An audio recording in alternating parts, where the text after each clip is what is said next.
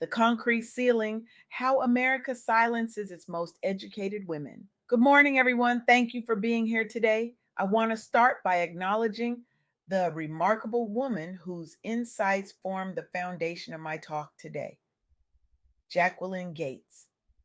She isn't just an advocate, she's a visionary whose relentless work illuminating the systemic barriers Black women face has fundamentally altered how we understand workplace equity. Through rigorous research and fearless truth telling, Jacquelyn has forced uncomfortable conversations in boardrooms across America, conversations that might never have happened without her courage to speak truth to power. Her dedication has created pathways for countless women who might otherwise remain trapped beneath what I'm about to describe. We often hear about glass ceilings. But for Black women in America, the barrier isn't just glass, it's reinforced concrete. And it's not merely about breaking through, it's about navigating systems deliberately designed to keep them under resourced and invisible, even as those very systems publicly champion diversity. This isn't hyperbole, it's documented reality. In our conversation, Jacquelyn emphasized something that fundamentally shifted my understanding. Black women aren't simply facing a lack of support at work, they're actively navigating systems designed to render them invisible. Even as companies plaster diversity statements across their websites and annual reports. Despite years of high profile promises for equity, recent data shows Black women remain the least supported group in corporate America. Let that sink in for a moment.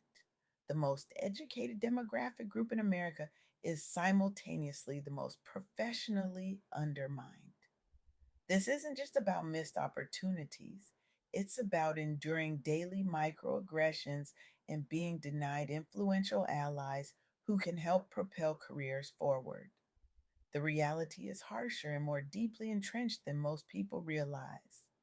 In 2025, McKinsey and Company and Leanin.org released a comprehensive report that should have shaken corporate America to its core. Only 25% of Black women reported having senior sponsors willing to advocate for their advancement. 25%. When we know that sponsorship, not just mentorship, but true sponsorship, is perhaps the single most critical factor in career advancement, imagine showing up every day, excelling at your work, outperforming expectations, only to watch others advance while you remain stagnant. Imagine being mistaken for administrative staff when you're actually a senior director. Imagine having your ideas attributed to others in meetings. Imagine this happening not once, not occasionally, but as the persistent backdrop of your professional existence. This is not hypothetical. This is the lived reality for millions of Black women in America's workplaces. Some companies with intentional allyship programs did see modest increases in promotion rates among underrepresented groups. But modest is the operative word here. Most firms still fell dramatically short. After years of public commitments following the racial reckoning of 2020, companies pledged change but failed at meaningful implementation. The report brought renewed attention by quantifying lived experiences previously dismissed as merely anecdotal. But here's where things get even more troubling. In early 2025, as if to confirm that progress is never linear, federal policy changes dismantled diversity, equity, and inclusion programs across government agencies. The result? Mass layoffs affecting thousands of Black women working in administrative roles. As DEI protections eroded due to executive orders eliminating reporting requirements, targeted layoffs within federal positions disproportionately held by Black women caused their unemployment rate to rise sharply each month through mid year, while other groups' rates remained stable or improved. This wasn't coincidental, it was methodical. Historically overrepresented among federal employees seeking stability, denied elsewhere. Black women's livelihoods were uniquely threatened when these jobs became targets amid political backlash against DEI measures.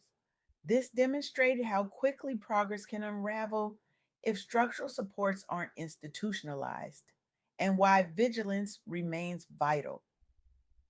Advocacy organizations responded with campaigns demanding restoration of protections alongside urgent calls for private sector employers not bound by federal rules to uphold inclusive hiring practices voluntarily.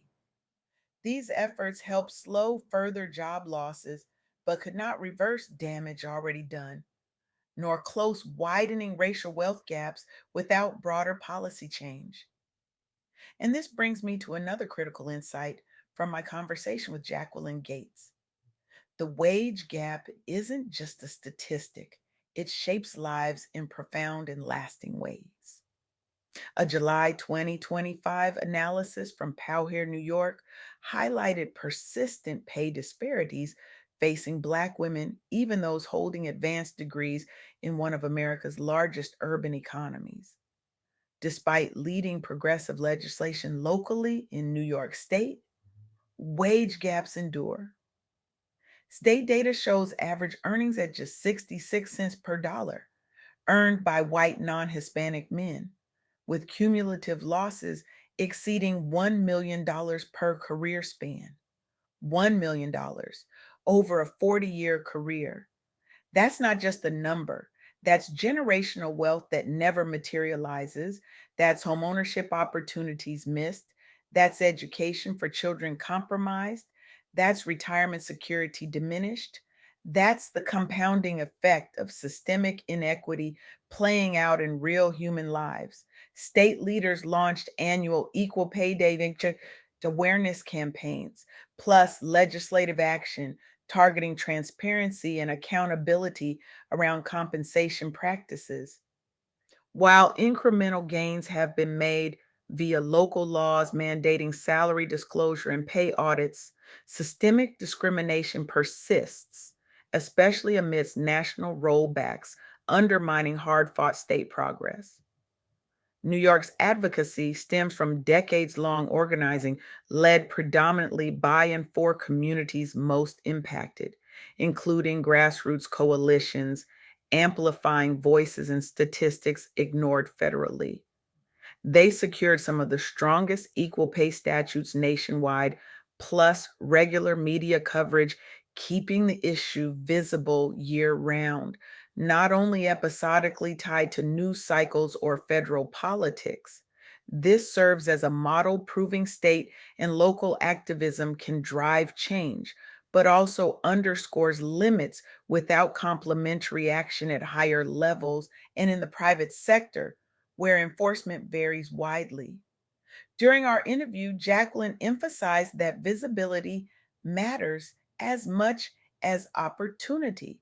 Having powerful sponsors, leaders who advocate for your advancement is often what separates those who rise from those left behind. For many Black women professionals today, these champions remain out of reach due to systemic barriers. This is where intentional investment in equity becomes essential. Without real accountability and ongoing commitment, surface level DEI efforts fade, and Black professionals pay the price through lost jobs, stagnant wages, and stalled careers. The data tells us something profound about our workplaces. Representation alone is insufficient. Having Black women present in an organization means little if they're consistently undervalued, overlooked for advancement, and denied the sponsorship relationships that propel careers forward. Consider this: in environments where Black women report having senior sponsors willing to advocate for their advancement, their promotion rates nearly triple. yet only 1 in 4 Black women report having such sponsors. This isn't coincidental, it's structural. When we talk about workplace equity, we must move beyond diversity metrics that simply count heads and toward inclusion metrics that make heads count.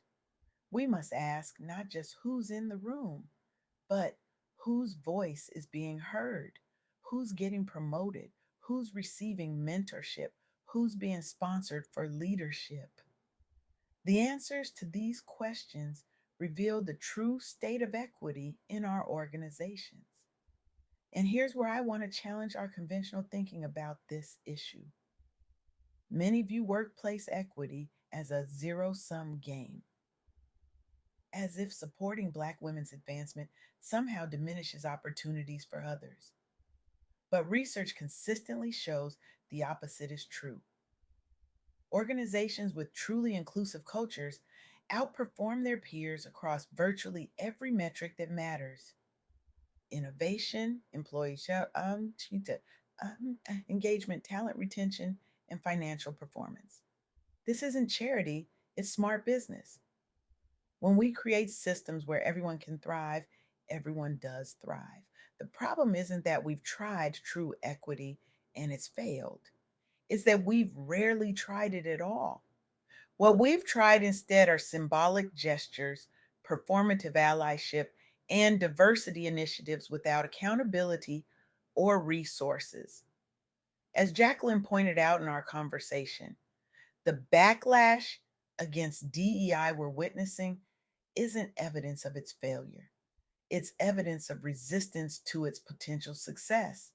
Real equity threatens established power structures. That's precisely why it meets such fierce opposition. But there's hope in this story too.